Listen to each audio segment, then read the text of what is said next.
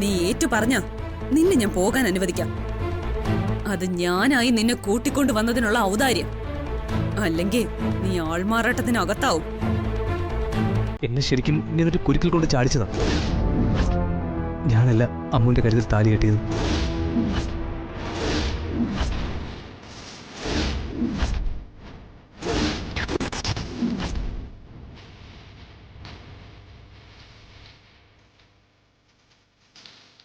എന്ത് നിന്റെ ശരിക്കുള്ള പേരും? കിച്ചൻ. ആരാ നിന്നെ അമ്മുവിന്റെ ഭർത്താവായി വേഷം കെട്ടിച്ചോണ്ട് വന്നെ? അത് ഞാൻ പറയില്ല. നീ പറയും. ഇനി പറയാതെ പോവാൻ പറ്റുമെന്ന് നീ കരുതുന്നുണ്ടോ? കൂടുതൽ കുരുക്കിലാ നീ ഇപ്പൊ ഒന്ന് പെട്ടിരിക്കുന്നത്. മംഗലശ്ശേരിയിൽ തന്നെയുള്ള ഒരാളാണ് അമ്മുവിന്റെ ഭർത്താവായിട്ട് അഭിനയിക്കാൻ എന്നോട് പറഞ്ഞത്.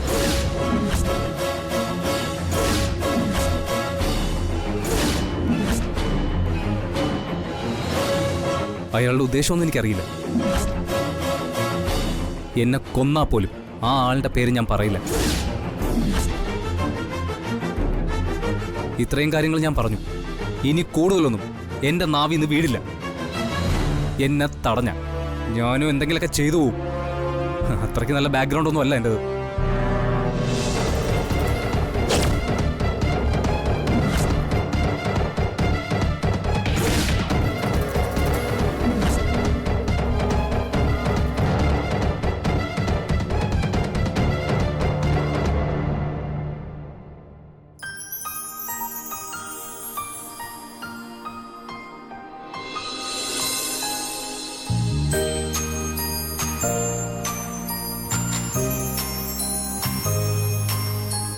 എന്ത് ചികിത്സയാ അമ്മു ചെയ്തതെന്ന് നമ്മളെങ്ങനെ അറിയാനാ?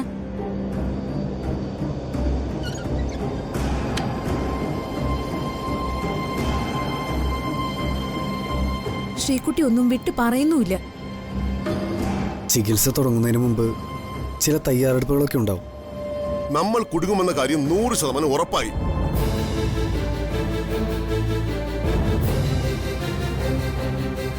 അവൻ ഇങ്ങനെ ഒരു ചതി ചെയ്യുന്നു ഞാൻ ഒരിക്കലും കരുതിയില്ല. ആരുടെ കാര്യം ദിനേശേട്ടൻ പറയുന്നേ? കിച്ചനെ പറ്റി തന്നെയാ. ശ്രീകുട്ടിയുടെയും വല്യച്ഛയുടെയും മുന്നിൽ അവനല്ലേ അമ്മുന്റെ ഭർത്താവ്. ശ്രീകുട്ടിയാണെങ്കിലോ അവനെ മനയിലേക്ക് വിളിച്ചോണ്ടുപോയി. അങ്ങോട്ട് പോകുന്ന കാര്യം അവൻ എന്നെ വിളിച്ചു പറഞ്ഞതുമില്ല. കിച്ചൻ ഇവിടെയും വന്നിട്ട് പോയതല്ലേ. അമ്മു പഴയ പല്ലവി തന്നെ ആവർത്തിക്കും. അതിന് നമ്മളെന്തിനാ കൂട്ടു നിൽക്കുന്നത്? ശ്രീകുട്ടി അവനെ വെറുതെ കൊണ്ടുപോയതല്ല. സത്യം അറിയാനുള്ള ശ്രമമാ അവൾ നടത്തിയത്. അപ്പോ അവനല്ല അമ്മുന്റെ ഭർത്താവെന്ന് അവൻ സമ്മതിച്ചോ? സമ്മതിച്ചെന്ന് മാത്രമല്ല, ഈ വീട്ടിലുള്ള ഒരാളാ അവനെ അമ്മുവിന്റെ ഭർത്താവിന്റെ വേഷം കെട്ടിച്ച് കൊണ്ടുപോയതെന്നും അവൻ അവളോട് അത് ഏറ്റു പറയുകയും ചെയ്തു. അയ്യോ, അപ്പൊ ദിനേശേട്ടന്റെ പേര് കിച്ചൻ പറഞ്ഞോ? എന്റെ പേര് മാത്രം വെളിപ്പെടുത്തില്ലെന്ന് അവൻ പറഞ്ഞത്. അതിന് സത്യമാണോന്ന് കണ്ടു തന്നെ അറിയണം. സ്വാതിനി അതിന്റെ പിന്നാലെ വരും. എന്തിന് അമ്മുവിന്റെ ഭർത്താവായി കിച്ചനെ കൊണ്ടുവന്നതെന്ന് അവള് ചോദിച്ചാ എന്ത് മറുപടി ദിനേശങ്ങൾ പറയും? പിടിക്കപ്പെടുകയാണെങ്കിൽ ഞാൻ മാത്രമായിരിക്കില്ല, സഞ്ജുവും നിങ്ങൾ രണ്ടുപേരും പെട്ടത് തന്നെ.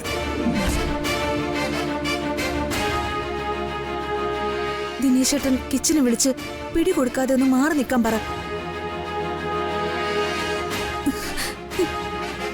ഇത് കേട്ടിട്ട് എനിക്ക് ദേഹം ആകെ വിറക്കുക. കിച്ചനെ ഞാൻ പിന്നീട് വിളിച്ചിട്ട് അവൻ കോൾ എടുക്കുന്നില്ല, ഫോൺ കട്ട് ചെയ്യുക.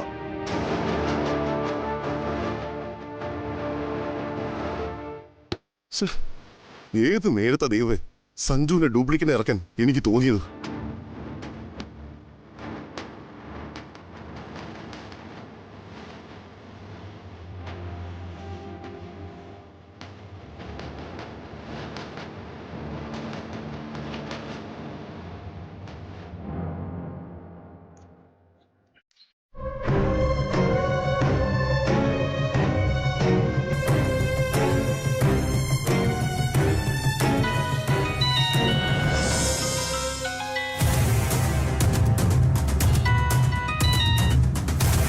ഹലോ കിച്ച. ഹലോ, ഞാൻ കിച്ചന. ആ പറ. എന്നോട് ക്ഷമിക്കണം. എന്ത് ക്ഷമിക്കാൻ? സഞ്ജു, ഞാൻ സ്വാതിയുടെ മുന്നിൽ പെട്ടുപോയി. എനിക്ക് രക്ഷപ്പെടാൻ പറ്റിയില്ല. ഒടുവിൽ സഞ്ജുവിൻ്റെ ഭർത്താവ് ഞാനല്ലെന്ന് സ്വാതിയുടെ മുന്നിൽ എനിക്ക് സമ്മതിക്കേണ്ടി വന്നു.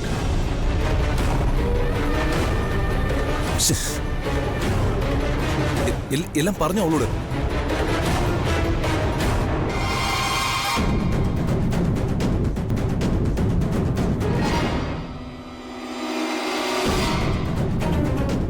നിന്നെ ഞാൻ ഇവിടേക്ക് കൂട്ടിക്കൊണ്ടു വന്നത് ഒരു പരീക്ഷണം നടത്താനാണെന്ന് നീ കരുതിയോ?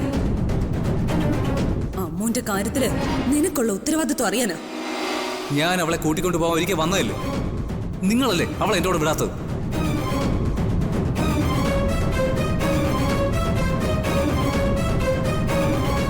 ഇപ്പോ അവൾക്ക് ഓർമ്മ പോയിട്ട് എന്നെ തിരിച്ചറിയാത്ത നിലയ്ക്ക് എന്റെ തലയിലോട് കെട്ടിവെക്കാൻ നോക്കുവാണല്ലേ.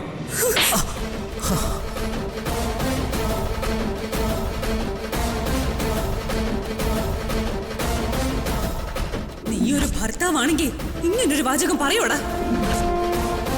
സത്യം പറയടാ, നീ തന്നെയാണ് അവളുടെ കഴുത്തിൽ താലി കെട്ടിയത്.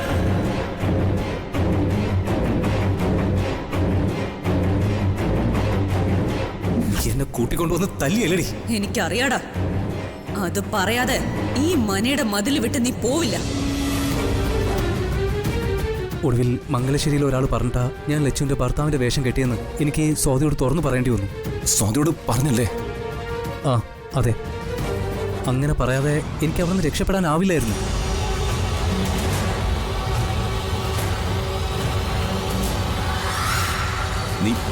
നീ എന്ത് ചതിയായി കാണിച്ച? ഒരിക്കലും ചതിക്കില്ലെന്ന് വാക്ക് പറഞ്ഞിട്ട് ഇങ്ങനെ ചെയ്ത ഒട്ടും ശരിയല്ല. ഞാൻ അത് ആരാണെന്ന് വ്യക്തമാക്കിയിട്ടൊന്നുമില്ല. മംഗലശ്ശേരിയിൽ ഒരാളെന്നേ പറഞ്ഞിട്ടുള്ളൂ. പേടിക്കാനൊന്നുമില്ല. എന്നാലും അത് സ്വാതി സംശയിക്കില്ലേ? ഞാൻ പറഞ്ഞില്ലേ, ആളെ പറയാതെ എങ്ങനെയാ സംശയിക്കുക? ഒന്നുമില്ലെന്നേ. ഞാൻ സ്വാതിയുടെ മുന്നിൽ നിന്ന് ഒരുവിധമാണ് രക്ഷപ്പെട്ടത്. എന്തായാലും ഇതത്ര ശരിയായില്ല കേട്ടോ.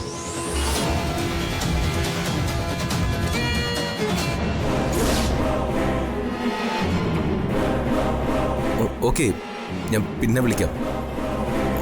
ഒരു അത്യാവശ്യ കേസുണ്ട്.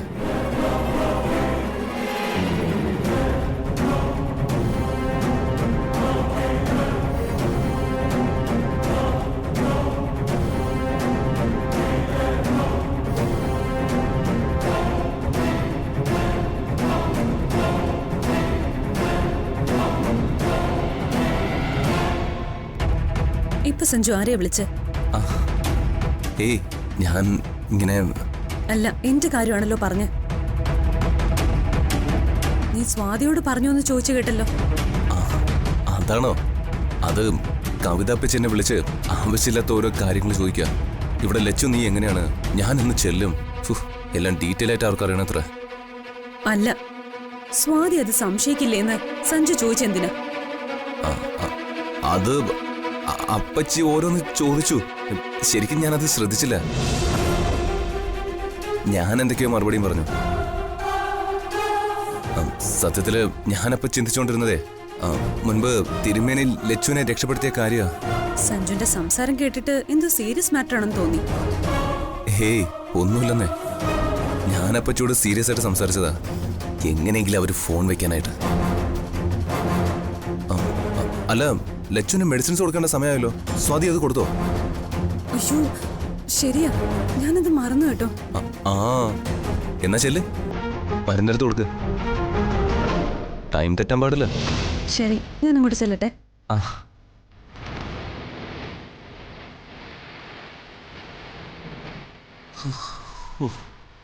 ഒരു വിധത്തിലാ സ്വാതിയിൽ നിന്ന് രക്ഷപ്പെട്ടെ. ഇനി സ്വാതി കവിത അപ്പച്ചേക്കാനും ഫോൺ ചെയ്യൂ, എന്നാ പെട്ടത് തന്നെ.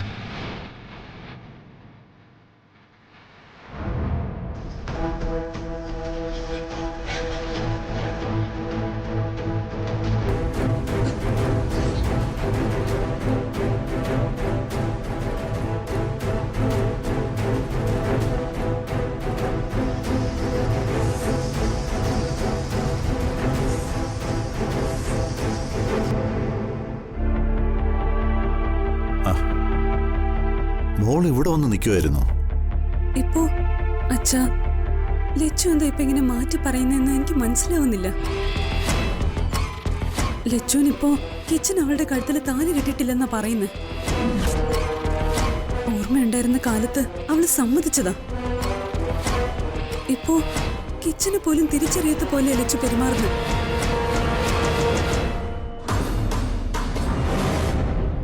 ഇനി ഇപ്പോഴത്തെ അവസ്ഥയില് ലച്ചു ആ സത്യം തിരിച്ചറിയാത്തതാവും എന്നാ എനിക്ക് തോന്നുന്നു.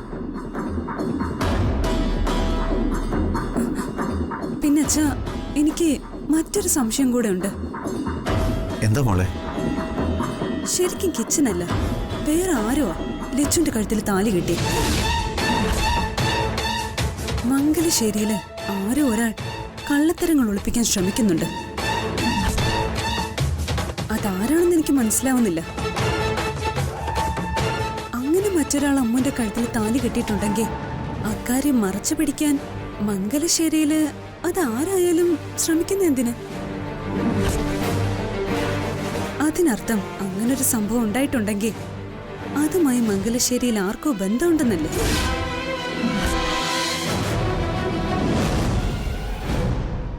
അല്ലെങ്കിൽ പിന്നെ മംഗലശ്ശേരിയിലുള്ള ആ ആള് ഈ സത്യം മറച്ചു പിടിക്കാൻ ശ്രമിക്കുന്ന എന്തിനാ?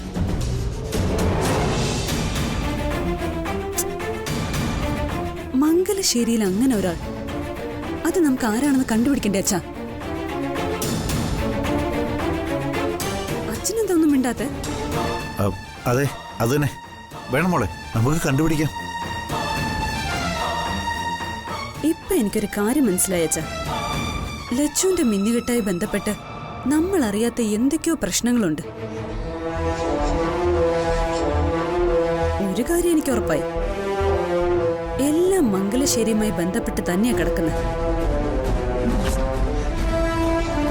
അതാരാന്ന് എനിക്കറിയണം. എന്ത് വില കൊടുത്തും മംഗലശ്ശേരിയിലെ ആ ആൾ അതാരാന്ന് ഞാൻ കണ്ടെത്തും.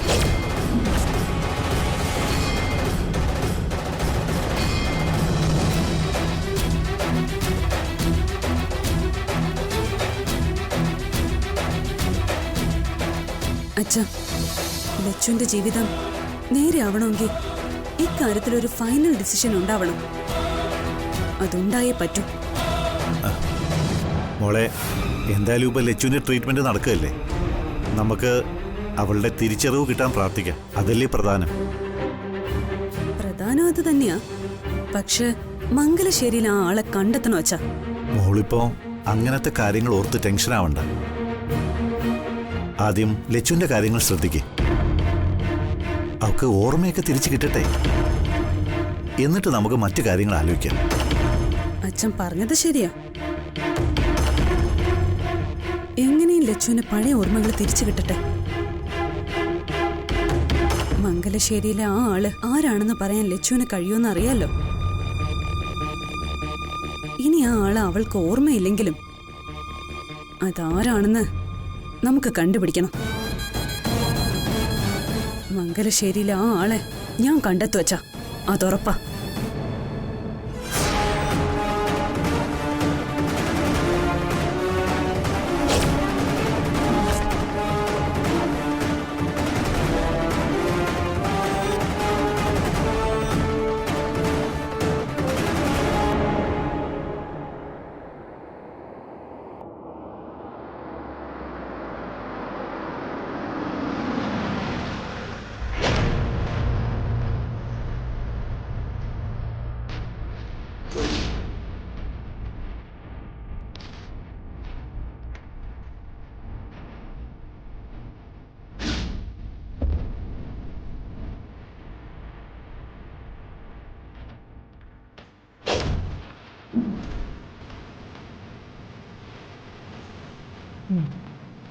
നന്നായിട്ടുണ്ടല്ലോ.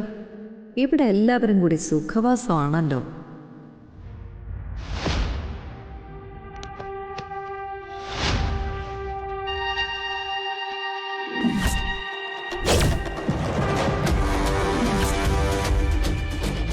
ലച്ചു, എനിക്ക് പ്രിയപ്പെട്ടവളല്ലേ നീ.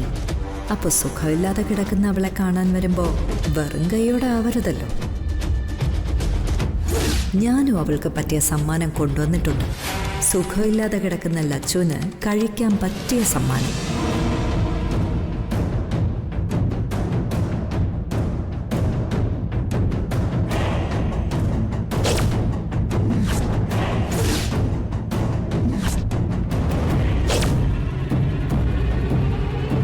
ഇതിന്നൊരു ഡോസ് ലച്ചുവിൻ്റെ ഉള്ളിലങ്ങ് ചെന്നാലേ ഇപ്പൊ ഉള്ള മെമ്മറി കൂടി അടിച്ചു പോവും. പിന്നെ തലച്ചോറ് മരവിക്കും, മെമ്മറി വെറും ബ്ലാങ്ക്. പിന്നെ മൂസല്ല ആര് വിചാരിച്ചാലും അവൾ രക്ഷപ്പെടില്ല. ഒരിക്കലും പഴയ ഓർമ്മകളിലേക്ക് തിരിച്ചു വരില്ല. എന്തിന്, ലച്ചുവിന് ഓർമ്മയേ കാണില്ല.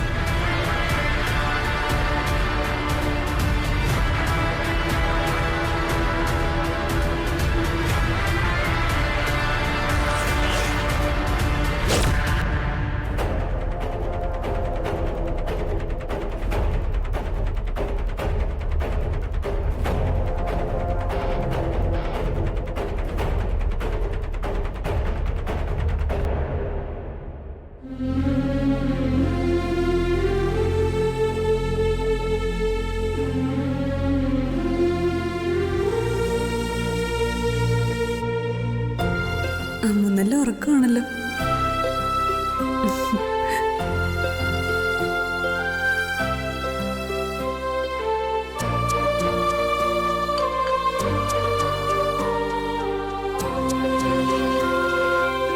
ഇപ്പൊ ഉണർത്തണ്ട, നല്ല ഉറക്കം. ഉള്ളിൽ ചെന്നിരിക്കുന്ന മെഡിസിന്റെ എഫക്റ്റാ.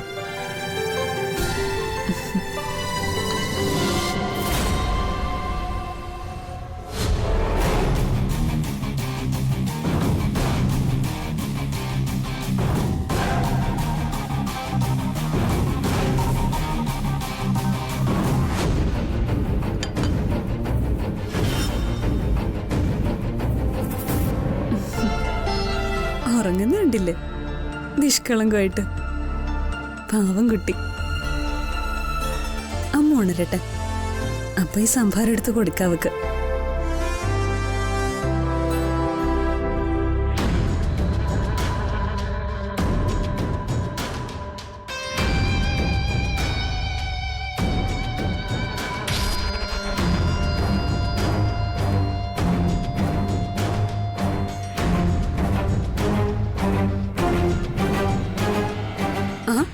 ഇളയമ്മയോ?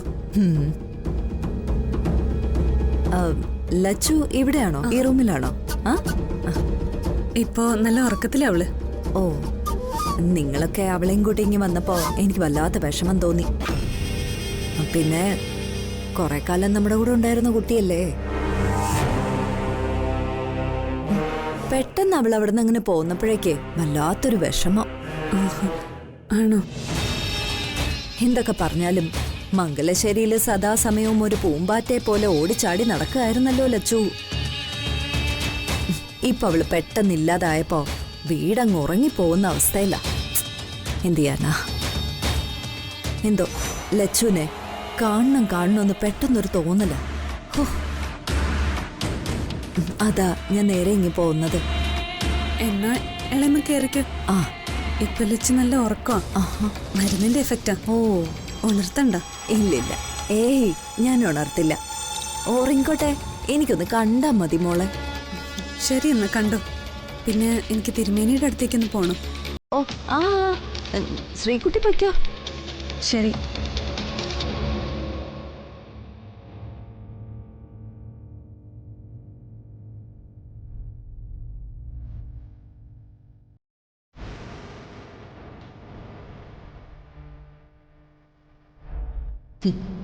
പറ്റിയ സമയം. ദൈവം എന്നോടൊപ്പം തന്നെയുണ്ട്.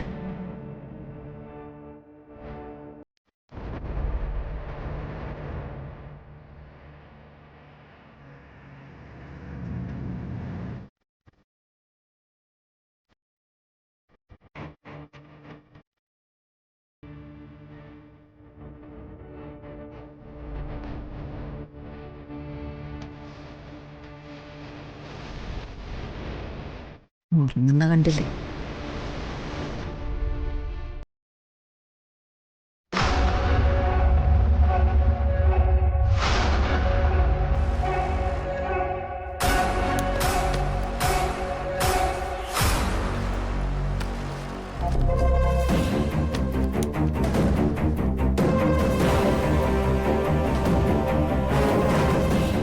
അപ്പൊ ഇതുകൂടെ അങ്ങ് ഉള്ളിൽ ചെന്നാലേ ഈ ഉറക്കത്തിന് ഇച്ചിരി കൂടി പവർ കൂടും.